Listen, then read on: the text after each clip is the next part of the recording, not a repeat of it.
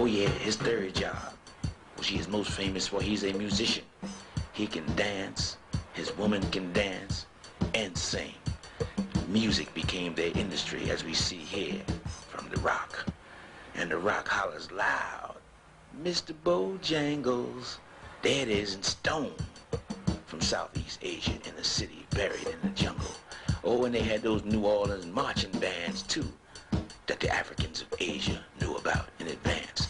They showed them with their marching bands and their horns and their djembe, African drum, to show what people they was. And of course, the African talking drum speaks for itself from the rock in a city buried in the jungle for thousands and thousands of years. Oh, they told him, hey, you want a white woman. Then they told him, you look and you come from the gorilla. What effect did it have when little black girls were depicted as ugly at every turn with pickaninny hair? When they came out with motion pictures and they depicted whiteness as beauty. In one popular movie, they made it real clear. They said, if you're white, you all right.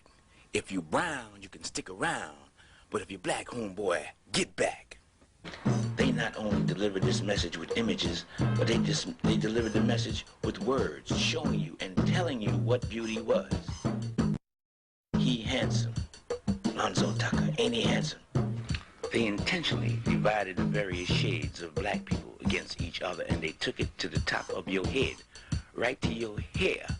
In the movies, one of y'all got good hair, the other one got nappy hair, and y'all sit up there like fools arguing with each other. Every time you saw a movie, a black was a slave, a nanny, or he was picking cotton looking stupid. That was the image that was given to all little children. The black female was taking care of the white woman's baby. What effect did this have when you saw your father at every turn carrying a bucket and a mop? This was the images that was put before your babies. What effect did this have on the mind? According to the laws of cause and effect, the signs were up all over the country. No colored hair, no niggas and dogs hair. Don't drink at this water fountain. Don't walk in this doorway. Don't eat at this lunch counter. Don't wash your clothes here. Don't do nothing white because you are not worthy of standing next or being near the white ones. You're nothing. You're black and you're ugly. What effect did this have on the minds of your babies? When they first learned how to read and they saw this, what effect did they have? The European knew what to do. He knew how to destroy the mind and make a slave, because the mind tells the eyes and the ear. And the black man suffered because of the science, and so did the black woman. They went through physical and mental anguish all the days of their life. This is America. That's why they say the black man and woman of America was crucified. The stone speaks. The stone will tell you loud and clear if you can read the handwriting of the gods. They crucified the black man and woman of America in every way, externally and internally, and they used the science. Oh yeah, they focus, oh, your own people sold you into slavery. They focus on that. Slave master bought you from a black man. They made the black man beat you, according to their document, so that you wouldn't be mad at the slave master. You'd be mad at the man with the whip. They had a specific mode of beating slaves. They would have two blacks hold them in the front, one black hold them in the back, and another black beat him under the instructions of the white man. The slave who is receiving this beating is angry at the blacks who are beating him. This is reborn. This is what they did intentionally to make you hate each other, and this is reborn, and it's depicted here, the effects. These are not two gladiators. This is brother against brother in stone. Notice they look exactly alike. This is what the gods of Asia were telling you. The effects were brother against brother, which is in our culture. The white woman spying on the Negroes, working. There they are, they snitching on each other. They got fights with each other. That's the effect of slavery. They gambled with each other, stole each other's money, tried to take each other's money, became enemies of each other. That's the effects of slavery. Stealing from each other, which is endemic in our culture. One brother would get mad in stone. Here you see him solving the problem, killing you, cracking you on the head with a baseball bat in stone. The stone is screaming, telling you exactly the effects of slavery.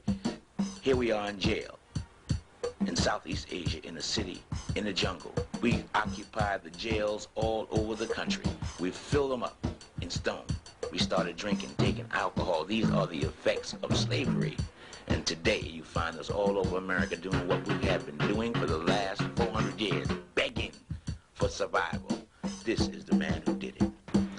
He wears leopard skin from the Indus Valley because a leopard is the only animal that will attack a human being without provocation. The stone speaks without provocation. That's what this tells. This is a wall carving showing you everything you just saw.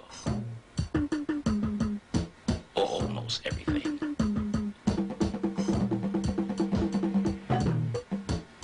Bearing mute witness to the history of that people. And the Buddha who would appear in one of the 50 towers at that time, at the end of the cycle, at the end of the age, to confirm life after death and divine intervention. This is the way of the Africans of Asia. They let you do it, and then they show you in a book of stone what you did. This is the way of the gods.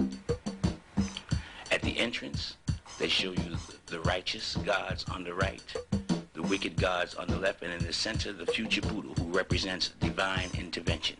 These are the demons. The previous illustration showed you the gods, and they're holding a serpent. This shows you both forces, the good and the evil, and divine intervention, the future Buddha appearing at a certain point in time. And this is the city of the future Buddha with 50 towers. Each tower has either 9 floors or 7 terraces. And in the Buddhist scripture, they tell you there will appear, a stupa is a temple. And this temple that appears at the end of the cycle to confirm the teachings of the black people of Asia will give its applause. It will confirm and bear witness to that which you have just seen. Now, in closing, the word nega is a very profound word. It is represented by the serpent, and the